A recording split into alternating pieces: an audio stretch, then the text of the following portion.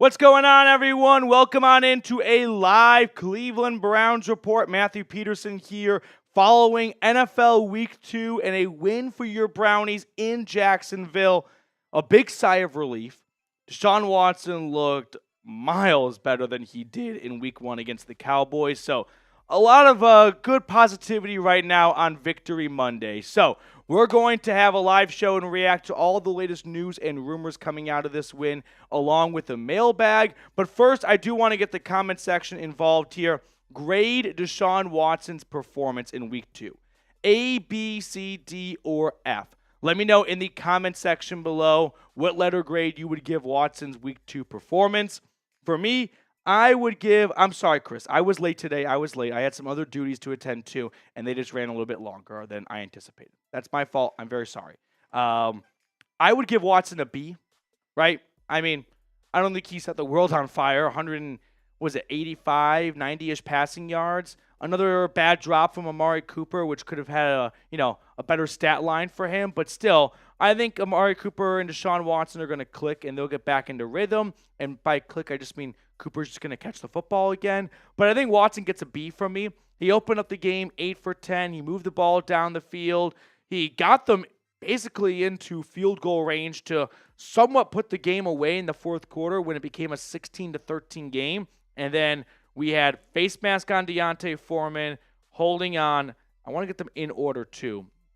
Holding on, was it Jowon Jones, Joel Petonio, Wyatt Teller? No, Ethan Posick, Wyatt Teller, Joel Petonio.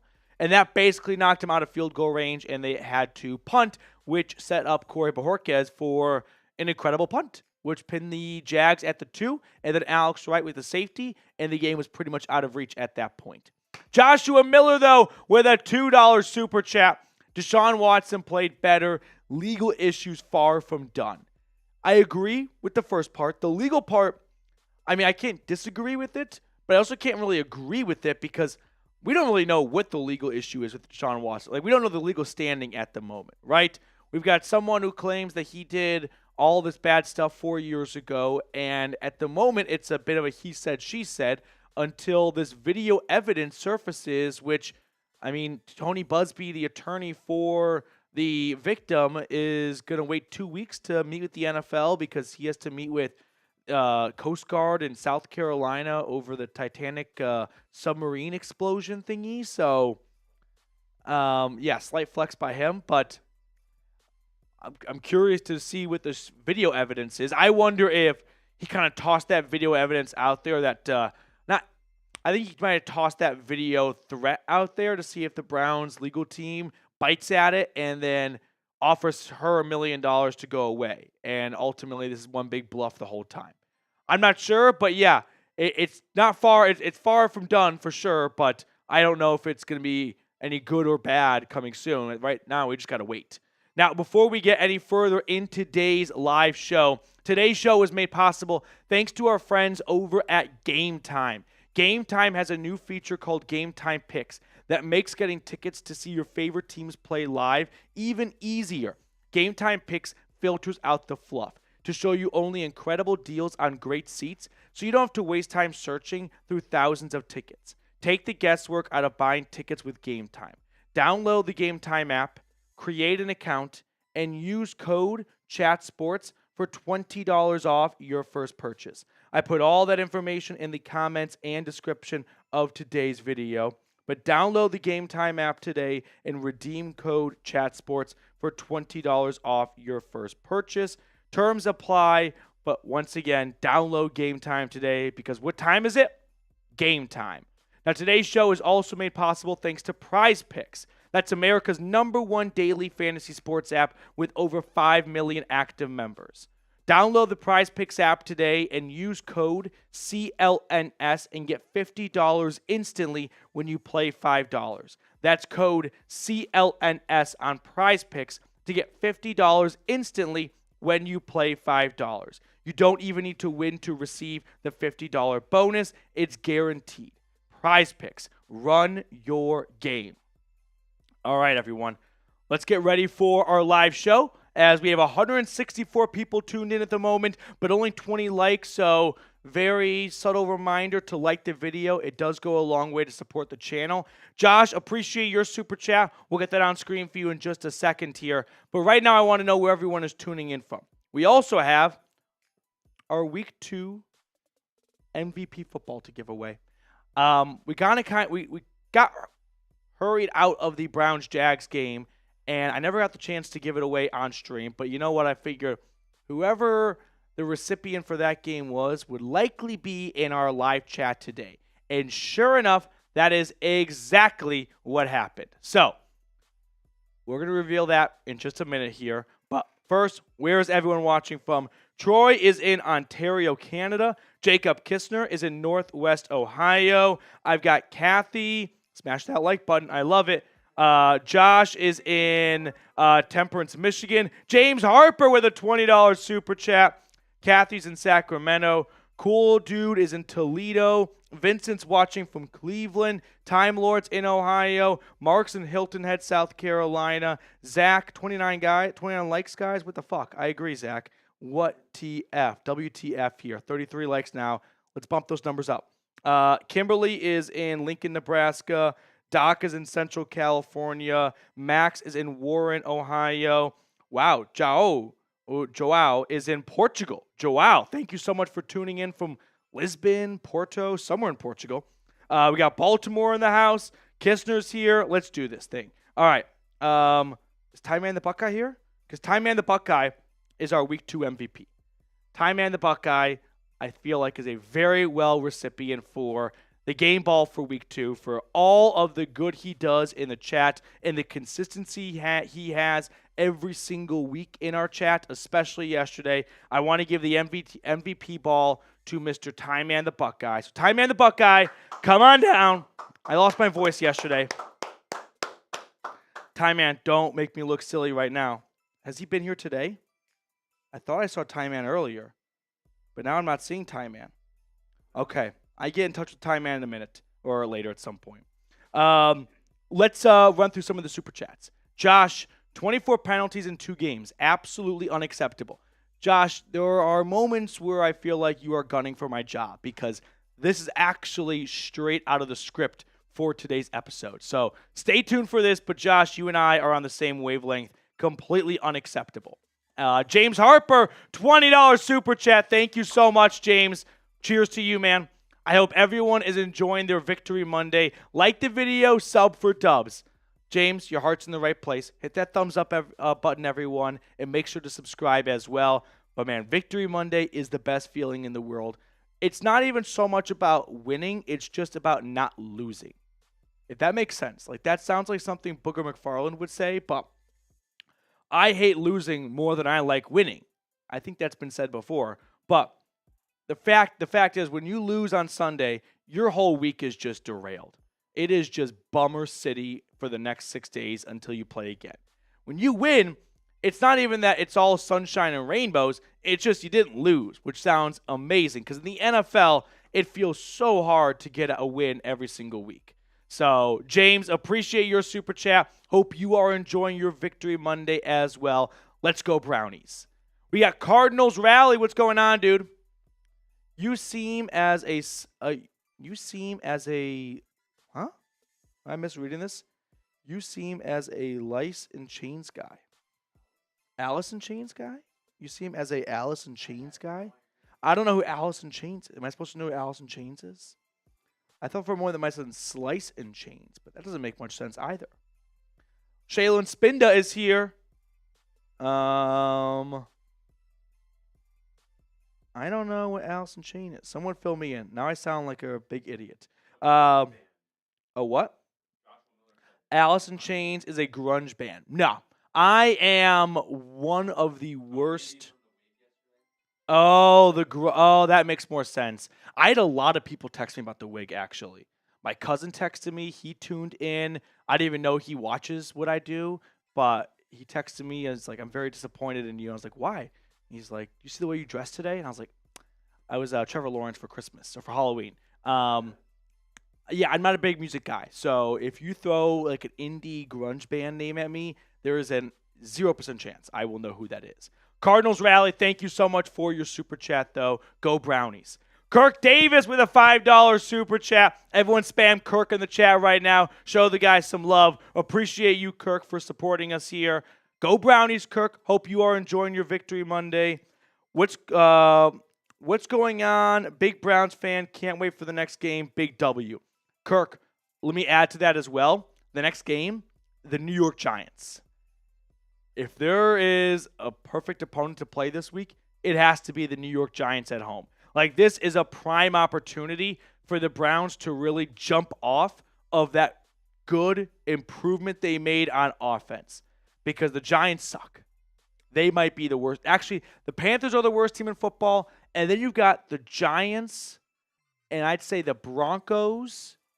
Anyone else 0-2 so far? Like, the Bengals and Ravens are the worst teams in football, but those two teams immediately surface as candidates of fighting for 31st in the NFL. Surprisingly, the New England Patriots are not. They're 1-1 down there. If it was hockey, they'd be 1-0-1. So, not too shabby for the Bruins. But yeah, Kirk, that Giants game can't get here soon enough because they look fractured and broken in every way possible. Cardinals Rally. Use of Cedric Tillman, Jerry Jeudy, though. Yeah, well, I think Cedric Tillman's going to get some more snaps and probably some more targets as a result with David Bell's injury, which we'll talk about more in just a little bit here. But I'm hoping that we get more production out of Cedric Tillman. I'm just a big fan of his work altogether, and I'm not giving up on him because I have got my college blinders on right now. If he did not go to Tennessee, this would probably be a different conversation, but I'm just going to have some bias, so deal with it. Jerry Jeudy, though, like you pointed out, Cardinals Rally, is looking pretty awesome. He's looking fast. He's looking like a great route runner, and he's linking up with Deshaun Watson more than any other receiver so far. So buy some Jerry Jeudy stock right now before it gets too high. All right. Yeah. But let's get into our live show here. Okay. So we'll just do one thing. Kirk agreed. We need to tap into last year momentum ASAP. All right, whatever it is, just make up your mind and do it soon. All right. We got Night Fright here. W this week. I mean, the Browns got the Giants this week. Next week, they have the Raiders on the road. And then they've got the Commanders. And then they have the Eagles after that. But let's not go too far ahead here. Let's stick with Giants and then Raiders. Raiders, I still think, is a very winnable game. Now, they did just take down the Ravens, so we can't completely, look them over, but they don't scare me too much. James Harper with a $5 super chat. Any update on when Chubb returns? Also sad you didn't do playoff Madden Sims. I'm sorry, James. There was full intent to do the playoff Madden Sims, but if you remember, the way the schedule broke down, I didn't want to do the playoff Madden Sims once the NFL regular season started. And I couldn't do my live show on Tuesday. If you go back in time when we said, hey, next week we'll do playoff Madden Sims, that next Tuesday after that last conversation we had was roster cutdown day. So I couldn't go live that day because that's a chaotic day and it's not really a good day to be live because there's so many moving pieces going on that it'd be very difficult to keep track of while live on a show. So that scratched out that Tuesday. And then the next Tuesday was week 1. So at that point, it felt like it had gotten away from us altogether. So I'm very sorry about that, James. But any update on when Chubb returns? No, there has been no new news. I wish I could tell you that someone said something or someone took a video of Chubb running. No, there has been no news, no update whatsoever. I'm just maintaining a half glass full approach that when his 4-week stint on the PUP list is up and he is eligible to return, that the Browns will use him as early as week 5. I'm holding out hope for that. James, appreciate your super chat as always. Soul Train with a $5 super chat. If Amari catches the ball and they limit some of the penalties, I think the Browns win by a lot more. Also think they would look even better rushing. I agree, But I go back to an expression that one of my coworkers, Jeffrey Cooperstein, loves to say to comments like this.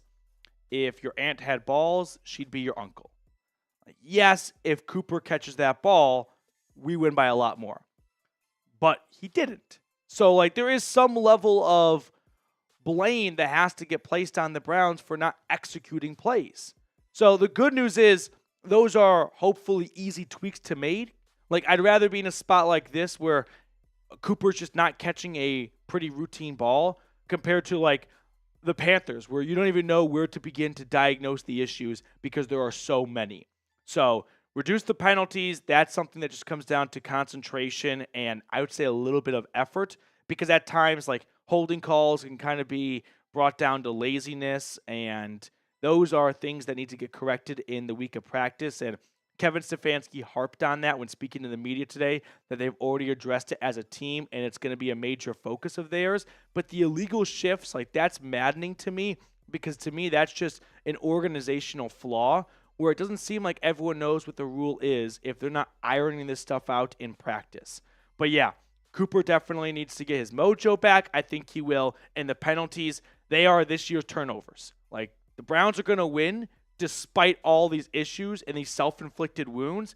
And it's just maddening because it makes you wonder how good this team could be if they stop shooting themselves in the foot. We have a mailbag to get to later on in today's episode. So if you want to get on screen, super chat like James and Soul Train and Kirk have today, along with Josh, or use hashtag Browns somewhere in the chat, and producer Reed will pick his favorite questions and put them on screen for everyone watching to see. All right, are we ready to jump into today's live show? 182 people watching, only 56 likes. That's a bad ratio. I did not lose my voice yesterday for us to get 56 likes. Let's get ourselves to 70 likes. We are 13 likes away. We're not going to start the show until 13 of you watching hit that thumbs up button. I'm giving shout-outs to everyone in the chat in the meantime. Ghostface, Joshua Miller, Kathy, Zach, Vasily, it looks like, Soul Train, Mike. Hit that thumbs up button. Oh, look at that. We're at 77 likes. I knew you guys had it in you. Okay. Are we ready to jump into our first segment, Producer Reed? Kistner, appreciate you as always. Drowning in music. Darren S. is here. Darren, I'm sorry you didn't win the raffle or the duck race. I wouldn't say I pull for anyone, particularly in the duck races, but when you get the free entries in there, it just feels like it's a Cinderella story in the making. Scott, yeah, custom ball. Custom ball, baby. All right, I'm ready whenever you are, Mr. Reed. All right, let's get into a live Cleveland Browns report.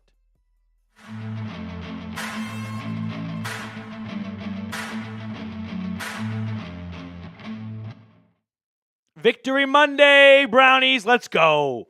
The reason why Victory Monday tastes so good is because it's better than Depression Monday, which follows after losing on Sunday. It's almost like it hurts way more to lose than it feels to win, if that makes some level of sense to anyone. But let's get through the takeaways from this game, along with some injury updates as well. So a lot to get to on today's episode, but let's start with the main attraction, Deshaun Watson. Major improvement from Watson. And I'm just going to note that I do find it somewhat interesting that after a strong showing from Deshaun Watson, completing 64% of his passes, 186 yards, adding one rushing touchdown on the ground, people were a lot less loud on social media about moving on from him because of his pending lawsuit. It just seems a little convenient to me that some people are using the lawsuit to move on from him when he's bad, but not say anything when he's playing well. And I just find that to be a bit, hypocritical. State your opinion and stick with it. But anyway, Deshaun Watson delivered a very much needed bounce back game from the Browns. Cleveland just needed to get better quarterback play. I identified a handful of issues from week one, and some of them were fixed. And I think the number of things that were fixed and the way they were fixed reflected on the scoreboard. Like an 18-13 win is not some blowout dominating victory because the Browns didn't fix all their issues from week one. Wink, wink, the penalties. But they did fix Deshaun Watson, or at least made a big stride forward in fixing Deshaun Watson as he improved mightily from week 1. He was way better with the football to start with. Then we saw more of the vintage Deshaun Watson, right? The quarterback who would extend plays and then use that howitzer of a right arm to just zip the ball into a tight window on a rope to a spot where only his receiver could get it. And that receiver happened to be Jeudy more often than not. So it's great to see those two develop a chemistry because hopefully that can develop into a long-term chemistry for years to come with the Browns already extending Jeudy before he even stepped foot on the field this season. But yeah, safe to say Deshaun Watson was much better in week 2. That's not new information for anyone, but it was exactly what the Browns needed. It could not have gone, I wouldn't say it couldn't have gone any better because, of course, you can throw for more yards and throw for touchdowns, but still, Watson looked a lot sharper and a lot better. And it also just goes to show that, like, Deshaun Watson historically does not get off to very strong starts in his career, and we saw that in week 1, and now we're seeing the improvement in week 2, which is all you could ask for from week 1 to week 2. So how would you grade Deshaun Watson's week 2 performance? Give me an A, B, C, D, or F in the comments. I'll give him a B. I don't think it was an A performance, but there were some really great plays from him. The one to David Bell, which moved him into the goal line. The one to Jerry Jeudy on the right sideline. The one to Jerry Jeudy deep down the left sideline. He had some really good throws. He had some vintage Deshaun Watson plays. He showed this fan base and this coaching staff, I'm the guy that you gave up all those draft picks for and gave out a huge contract for. At least he showed us more of that than we have seen in recent memory. Now, let's talk about Jerry Jeudy, because in week 2, I thought he was magnificent. Like, Jerry Jeudy, 6 targets, 5 grabs, 73 yards, 1 touchdown in week 1. Jerry Jeudy, I would say, through 2 weeks, is the only player on offense that I have not, cursed their name under my breath at some point. He's the only guy that has avoided everyone's shit list so far. So far in 2 games, 8 grabs, 98 yards, 1 touchdown. Jerry Jeudy is starting to really click and thrive in the Browns system. And it's awesome to see the Browns pull off a trade for someone and then immediately utilize that player and get the most out of them. I don't think there's, not that there's nothing more frustrating, but one of the more frustrating things is when a team goes out and signs a player, trades for a player, drafts a player, and then does not utilize their skill set. The Browns identified Jerry Jeudy's skill set, and they are tapping into it. Now, next up on the show, we're going to talk about what the Browns need to fix going into week 3 against the Giants, because it's not all sunshine and roses after that win against the Jags, and we're also going to check out some injury updates following week 2. But first, I want to give a quick shout out to our sponsor today, which is Game Time. Game Time has a new feature called Game Time Picks that makes getting tickets to see your favorite teams play live even easier. Game Time Picks filters out the fluff to show you only incredible deals on great seats, so you don't have to waste time searching through thousands of tickets. One thing I really like about Game Time is their all-in pricing option. Toggling this feature shows you the total upfront cost with no surprise fees at checkout. Take the guesswork out of buying tickets with Game Time. Download the Game Time app, create an account, and use code CHATSPORTS for $20 off your first purchase. Terms apply. Again, create an account and redeem code CHAT Sports for $20 off. Download Game Time today. What time is it? Game time. If you guys remember this time last week, we were talking about what the Browns need to fix going into week 2. And the first thing I pointed to were the penalties. Now, they fixed number 2 and somewhat number 3 on my list. And that got them a 5-point victory. But if they want to beat really good teams on the road, at home, they got to fix all 3. And that includes penalties. The Browns so far have 24 penalties in 2 weeks. That is first in the NFL, and not in a good way. And it's not even close. Second is 19. They've got first place all to themselves. 11 penalties, 13 penalties. It needs to be corrected. Penalties appear to be the 2024 Browns version of turnovers in 2023, where this team is super talented, and they're going to overcome a lot of self-inflicted wounds, but it's going to hold them back from their full potential. And last year, we never saw the Browns fix the turnovers. They just sort of put up with it, right? They just sort of had this nagging pain that they never really got rid of, but because they were so talented, they were able to eke out, they were able to get to 11 wins. This year, it appears they elected to go down the penalty route because the turnovers have not plagued them so far through 2 weeks. But the penalties, you could argue, I would say completely cost them week 1, but played a factor and nearly cost them week 2. I mean, it was put on full display. Deontay Foreman, face mask. Instead of a great first down run, Browns go 15 yards back. And then holding calls on Petonio and Teller. It knocks them out of field goal range altogether. If not for an Alex Wright safety, if Trevor Lawrence marches down that field and puts up a touchdown and wins the game, people are going to be upset about the defense on that drive. But what they're going to gloss over is, why was the defense put in that position to begin with? Because of the offensive penalties. So thank you, Alex Wright, for covering up those bad offensive penalties.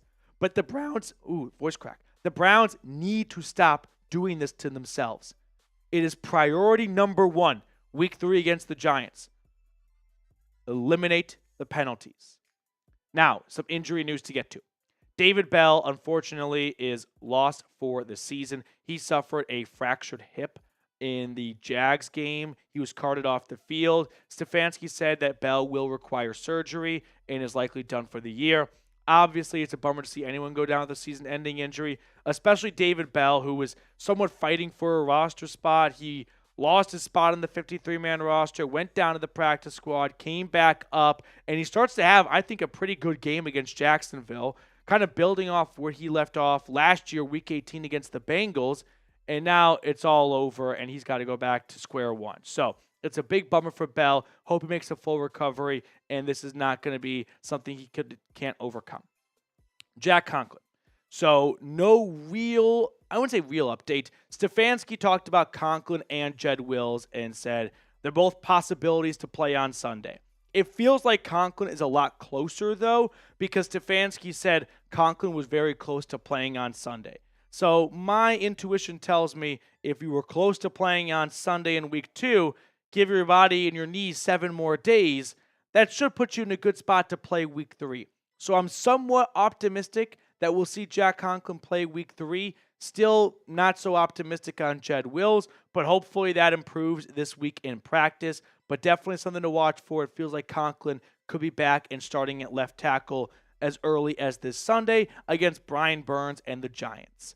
Pierre Strong Jr., he is dealing with a hamstring injury. Sounds like this could be a week-to-week type of injury, so don't hold out hope for getting him back super soon. But from what I've seen, it doesn't look like he's going to injured reserve and out for the next 4 weeks, but they'll definitely miss him on special teams.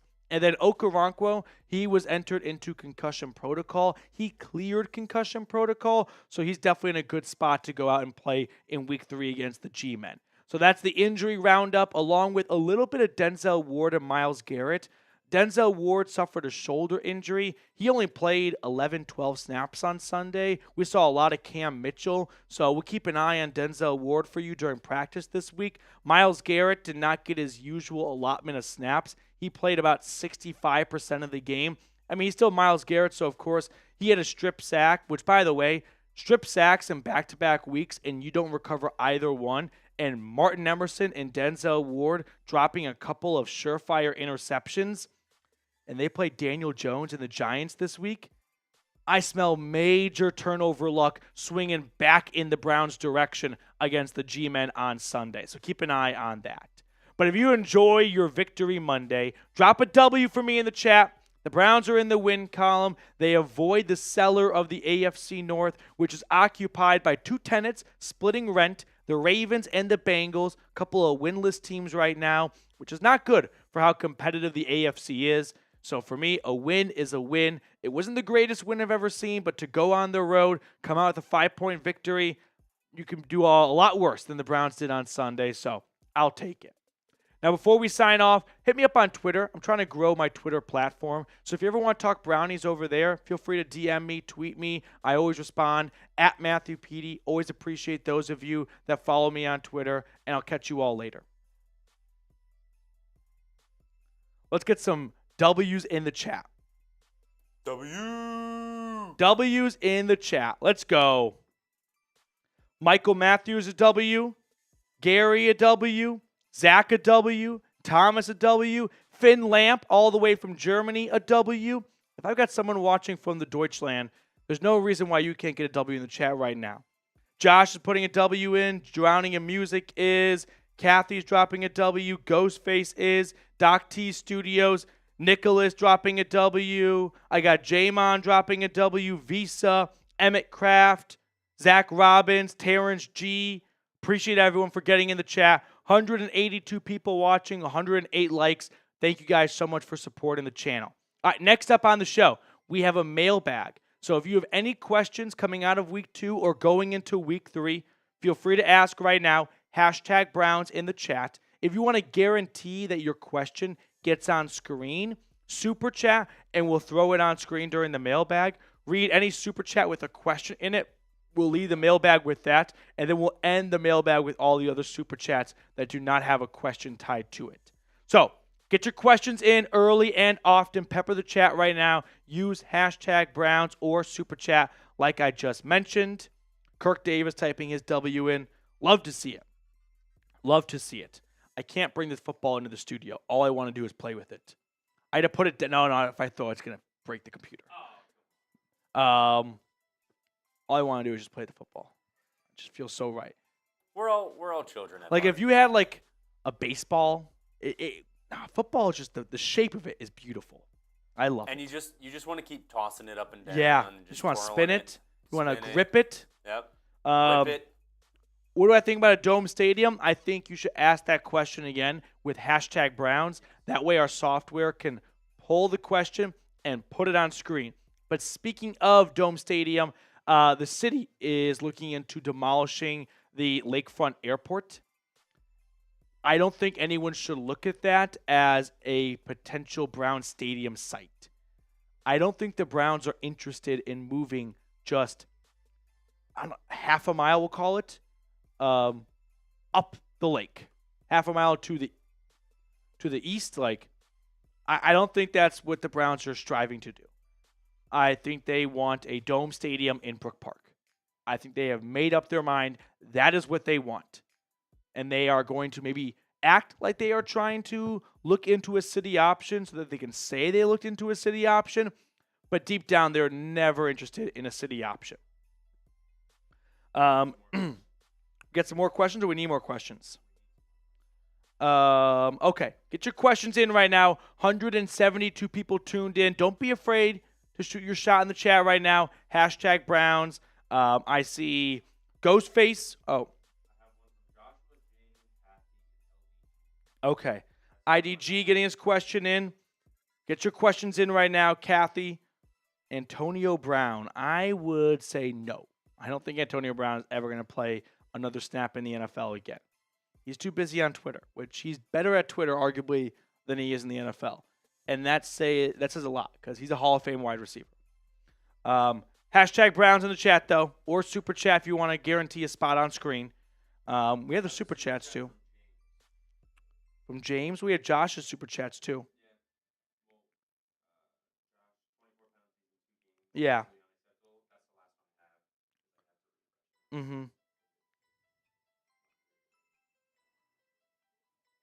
Scott, that's what I said. He's not even playing now. Yeah, we can do Soul Trains. Mm-hmm.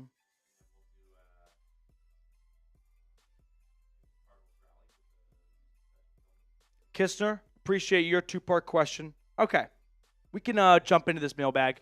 Hashtag Browns if you think of a question, or super chat, and we guarantee it gets on screen for everyone watching to see. Josh, appreciate your question. All right, here we go. Let's jump into a live Cleveland Browns mailbag.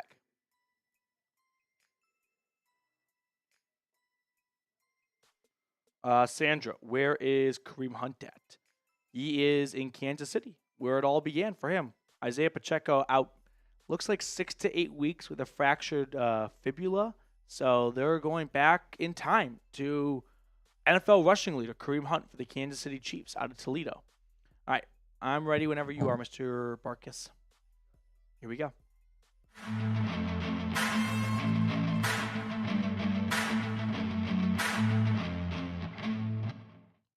What's going on, everyone? You are watching the Cleveland Browns Report by Chat Sports. Mailbag time as I answer questions from our live show, which airs Mondays at 5 p.m. Eastern. So if you have a question you want to ask, come hang out with us this upcoming Monday, and we'll get you on screen.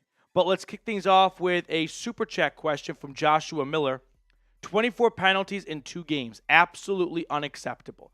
More of a statement than a question, but yes, Josh, I completely agree. Penalties are becoming the 2024 Browns version of the 2023 Browns turnovers. Like, this is their self-inflicted wounds, which I'd rather have penalties than turnovers, but yeah, it is holding them back without a doubt. You can look at what the Browns have done through 2 weeks so far. 24 total penalties. That ranks dead last in the NFL, first, and not in a good way. So for me, penalties have to be the number one correction going into week 3 against the Giants. James Harper, any update on when Nick Chubb returns? No concrete update at this time. I still feel like it's plausible that we see him as early as week 5 when he's eligible to play.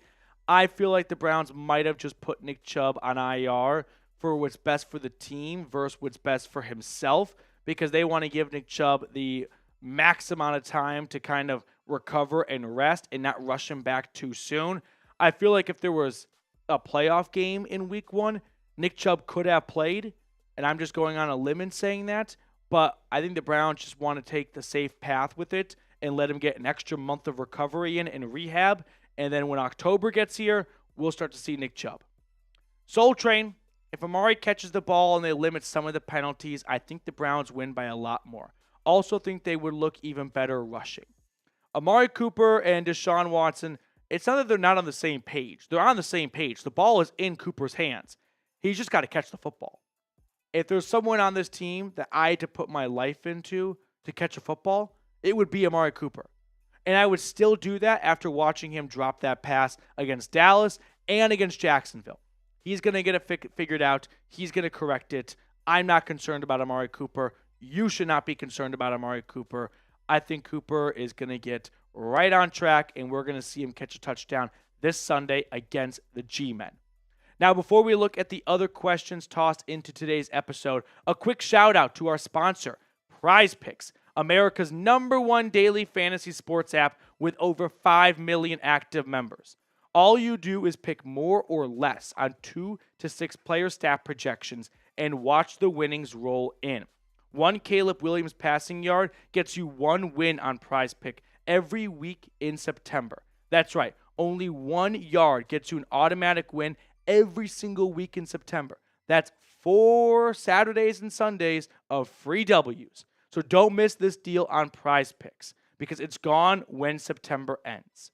Download the Prize Picks app today and use code CLNS and get $50 instantly when you play $5. That's code CLNS on Prize Picks to get $50 instantly when you play $5. You don't even need to win to receive the $50 bonus. It's guaranteed. I put all that information in the comments and description of today's video. Prize Picks. Run your game. Jowon Manzi, do you see any outside signings coming in with the recent injuries? I'm sure there'll be some roster additions made, but I don't think it's going to be any big name of note. As guys go down, you'll see players get either poached from other teams' practice squad, which goes right to your active 53-man roster, which the Browns did with a linebacker from New Orleans last week. And they also added a couple of guys to their practice squad. But I don't think you're going to see any notable, Adam Schefter, Ian Rappaport tweet, the Browns are going after Kareem Hunt, kind of like the Chiefs with Kareem Hunt after Isaiah Pacheco went down. So, Jowon, I think we could see the Browns make some small moves, but I don't think you're going to see anything rock the boat. IDG, what do you think about the win against the Jags? And will Conklin, Njoku, and Wills return in Week 3? So I'm filming this on Monday, so I do not have the foresight to know what the injury updates for those guys will be and the practice and whatnot when this video probably goes out over the weekend. But if you want to hear my prediction before I know, I think we'll see Jack Conklin play. I don't think we'll see Njoku play. And I don't think we'll see Jed Wills play. That's my gut prediction. But Njoku is someone I would not bet against. So if there's someone I'm the least confident in for that prediction, it would probably be the Chief. But I feel like Conklin is very close to playing, and I don't think Wills is super close. And I think Njoku could probably miss this week because it's the Giants, but he came back after burning half his face off. So I do not say that with a lot of confidence when I say he may not play on Sunday. Jacob Kistner, would you start Foreman over Ford moving forward? Would you try to trade for someone or continue with the current room? I look at week 5 as the line, like the reinforcements marker. That's when I think you could get Nick Chubb. We are halfway there. I don't think you have to go outside for the next 2 weeks.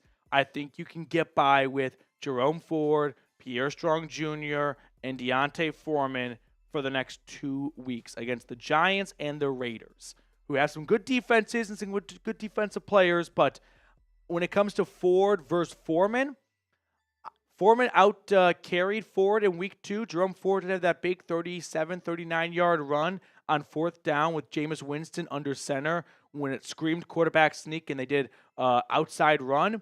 So I would go with the hot hand. Like, you only have 2 weeks of this. Hot hand right now is Deontay Foreman. If he goes out on week 3 and has 2-3 bad series against the Giants, turn it over to Jerome Ford. But I would continue to ride the hot hand, whoever that may be. Zach Albury, next one up on the show. Would you rest guys against the Giants who are battling injuries like Myles Garrett? No, I wouldn't rest them because you're playing the Giants.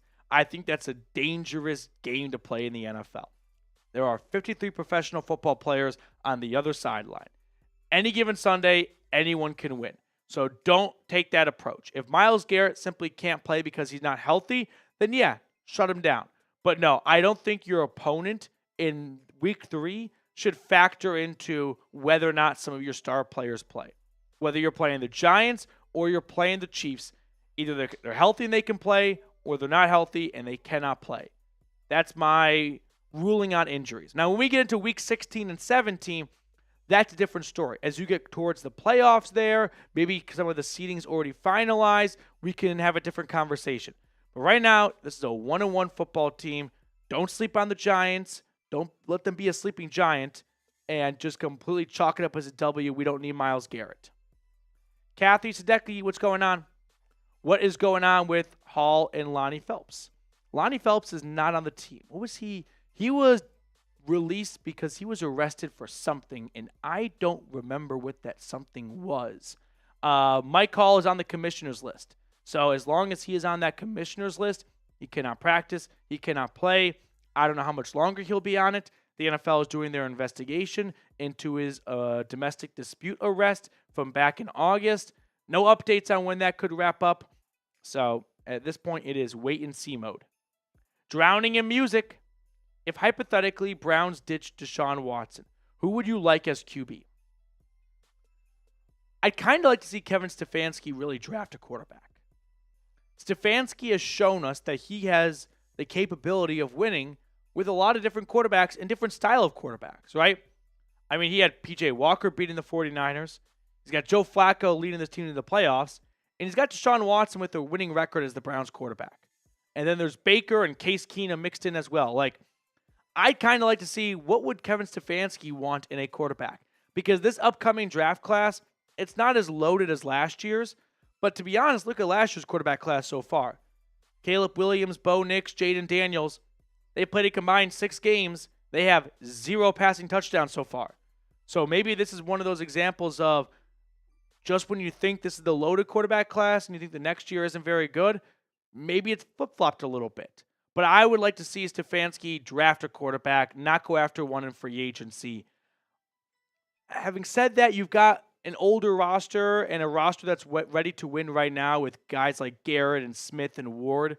So if there is one player, Kirk Cousins, like if the Falcons want to move to Michael Penix quicker than anticipated, I think Kirk Cousins is a Falcon for at least 2 seasons. But It's the NFL. Things can change. But if he were to come available, I think that'd be a pretty good candidate, especially because Stefanski and Cousins overlapped in Minnesota. Kirk Davis, do you think if we stop the penalties and Deshaun Watson plays better, we can go on a 4-game winning streak? I mean, let's look at the Browns schedule just coming up here. They've got off the top of my head, they've got week 3 against the Giants, week 4 against the Raiders, week 5 against the Commanders, week 6 against the Eagles, with those last 3 games coming on the road. So from a matchup perspective, I like the Browns more than the Giants. I like the Browns more than the Raiders. I like the Browns more than the Commanders. And it's hard to say who's going to be even playing for the Browns or the Eagles when we get to week 6 of the season, because injuries can drastically change things so much.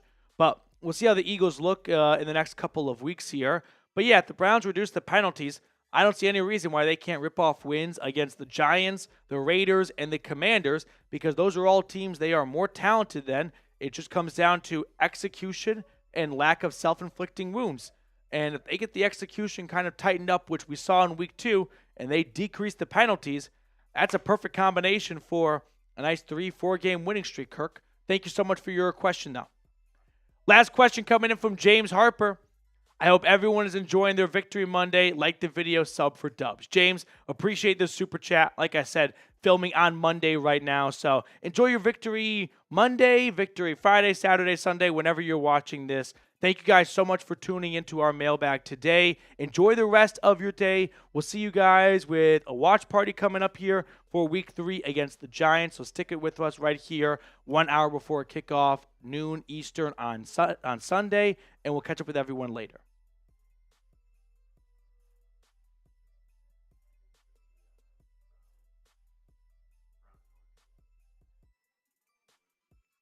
Well, you didn't do anything.